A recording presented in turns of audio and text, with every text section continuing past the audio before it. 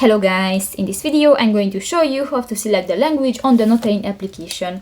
But first of all, I just want to mention, please don't forget to subscribe to our channel, because at 100,000 subscribers we are going to show you our YouTube revenue statistics and growth strategy, how to make money online. So let's jump into it. First of all, open the application on your device. So that's the home screen and you can find different buttons. New, just click to the settings icon at the upper right corner of the home screen. And here go to the third section, the appearance settings, and here you can find the language under the color inversion dark mode option.